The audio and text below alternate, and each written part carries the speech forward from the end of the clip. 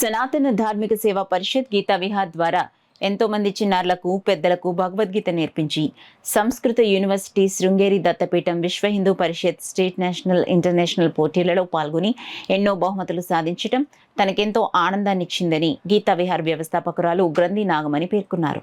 కాకినాడ గాంధీనగర్ వెంకటేశ్వర స్వామివారి ఆలయంలో గీతా జయంతిని పురస్కరించుకుని గీతా విహార్ వ్యవస్థాపకురాలు గ్రంథి నాగమణి ఆధ్వర్యంలో వారి శిష్య బృందంచే సంపూర్ణ భగవద్గీత పారాయణ కార్యక్రమం జరిగింది.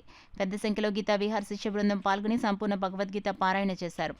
అనంతరం భగవద్గీత హిందూ ధర్మ పరిరక్షణకు ఇటీవల గౌరవ డాక్టరేట్ అందుకున్న గ్రంథి నాగమణిని గీతా విహార్ చిన్నారులు శిష్య బృందం ఘనంగా సత్కరించారు. తొలుత వేద పండితులు రుద్రభట్ల సుదర్శన శర్మ, కలగి మణికంఠ శర్మ, కలగి సుబ్రహ్మణ్య శర్మ వేదపట్నం చేశారు. అనంతరం గీతా విహార్ వ్యవస్థాపకురాలు గ్రంథి నాగమణి శిష్య బృందం, చిన్నారులు శిష్య బృందం సభ్యులు రాధా, శ్రీదేవి, జగదీశ్వరి, సునీత, ధరణి, శ్రావణి, రిటైర్డ్ ఎస్ఐ వీరభద్రం కుటుంబ సభ్యులు శ్రీహరి, శ్రీవిష్ణు, మౌనిక, సీతారత్నం సాల్వా కప్పి పూలమాలలు వేసి చీరలు బహుకరించి ఘనంగా సత్కరించారు.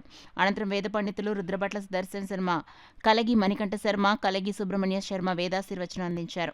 ఈ సందర్భంగా గీతా విహార్ వ్యవస్థాపకురాలు గ్రంథి నాగమణి మాట్లాడుతూ సమాజంలో సనాతన హిందూ ధర్మ పరిరక్షణకు తన వంతు బాధ్యతగా గీతా విహార్ను ఏర్పాటు చేసి వ్యక్తిత్వ వికాసంతో పాటు భగవద్గీతను బోధించడం ద్వారా ఎంతో మంది వైద్య విద్యార్థులుగాను ప్రభుత్వ ఉద్యోగాలలో స్థిరపడటం ఎంతో సంతోషాన్నిచ్చిందన్నారు.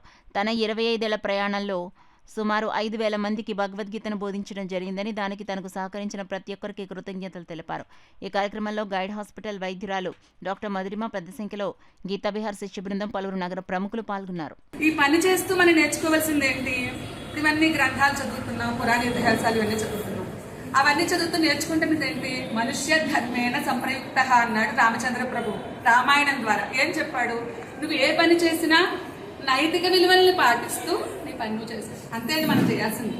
అది ఫలితం అంటారా? మన గత జన్మ కర్మలు వెంట పెట్టుకొచ్చాం కాబట్టి ఫలితం మన చేతుల్లో ఉండదు. కానీ మనం చేయాల్సింది ఏంటి? మనం పని మనకి నిజాయితీగా చేసుకుంటూ వెళ్ళిపోవడమే. అదే ఇన్నాళ్ళుగా జరిగింది. మొన్న ఈశ్వరి గారు ఫోన్ చేసి ఇంచుమించు 10-12 ఏళ్ళుగా మీ జర్నీ తెలిసింది, అసలు మీ జర్నీ ఎలా స్టార్ట్ అయింది, ఎలా ఎండ్ అయింది, మా అందరికీ కొంచెం ఒక నలుగురిలో చిన్న మాటల్లో చెప్తారా అంటే, చెప్పాలి అంటే మా 2 పిల్లలు పుట్టాక చిన్నప్పటి నుంచి ఇవన్నీ నేర్చుకున్నవే.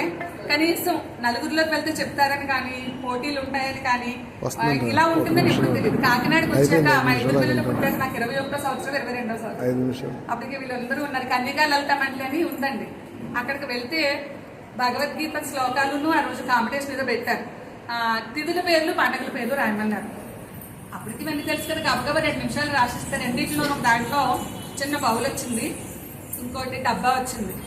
ఆ డబ్బా ఈ డాక్టర్ దాకా తీసుకొచ్చింది ఈరోజు. ఆ డబ్బా డాక్టర్ దాకా తర్వాత అంటే నాలో ఉందా శక్తి, నేను నలుగురిలోనూ చెప్పగలనా? చెప్పాలంటే చిన్నప్పుడు నేను పెద్ద మాట్లాడలేదని స్కూల్ నెమ్మదే ఏంటి నేను మాట్లాడగలనా, నేను చెప్పగలనా అనేది నాకు తెలిసింది. ఈ తల్లిలో రామచంద్ర అంటుంటే ఋషులందరూ రఘునాథాయ నాథాయ అంటే రఘువంశోత్తమా రఘువంశోత్తమా అని పిలుస్తారు. అంటే రాముడికి అన్ని పేర్లు ఉన్నాయి. ఇన్ని పేర్లను రాముడు ఒకరోజు అనుకోకుండా పెళ్ళయిన తర్వాత అత్తగారింటికి చక్కగా భోజనానికి వెళ్ళాడు. భోజనం చేయి కడుక్కుంటుంటే ఒక పెద్ద ఆవిడ వచ్చింది, చాలా ముసలాడు, 80 ఏళ్ళు ఆవిడ వచ్చి బయటకు వచ్చి మొత్తం అడుగుతోందట, అమ్మా ఎవరో సీత ఇంట్లో కనపడతారు, చాలా పొడుగ్గా ఉన్నారు, చాలా బాగున్నది, ఎవరు ఇంతకైనా అంటే ఎవరో కాదు మన సీతమొగుడు అని చెప్పారు. అంటే పేర్లన్నీ పోయి ఆఖరికి సీతమొగుడే అయ్యాడు రాముడు. అలాగా స్త్రీలు శక్తి ఎక్కడైతే స్త్రీలు పరిగణించి వారు ధార్మికంగా ఉంటే ముందు స్త్రీల పేరు చెప్పే పురుషుల పేరు చెప్తారు. కాబట్టి అలాంటి స్త్రీకి అనే పదానికి ఆవిడ సాహిత్యాన్ని చేసింది. ఎంతమంది శిష్యులు అందరూ కూడా వచ్చి వారికి సేవ చేయడం కోసం వాళ్ళ శిష్యులు వారి కుటుంబం అంతా గర్వించారు. ఈరోజు మన కాకినాడ గర్వించేలాగా ఆవిడకి డాక్టరేట్ కూడా ఇంకా గొప్పతారు. చూడండి ఎంత ఆధిక్యంగా ఉంటూ ఇంతమైన డాక్టరేట్ కూడా ఉంటే ఇది మనం మామూలుగా చెప్పే విషయం కాదు. విద్య చాలా గొప్పది అని చెప్పడానికి నిదర్శనము. విద్య ఉన్నవారు ఎక్కడికైనా పూజింపబడతారు. అలాంటి శాస్త్రానికి ఆ ఆడపడుచు కాకినాడ గ్రామంలో ఇంకా ఉన్నత స్థాయికి వెళ్ళాలని మేమందరం కూడా మా తోబుట్టువులు ఆవిని స్వీకరిస్తూ చాలా ఆనందమైన ధన్యవాదాలు.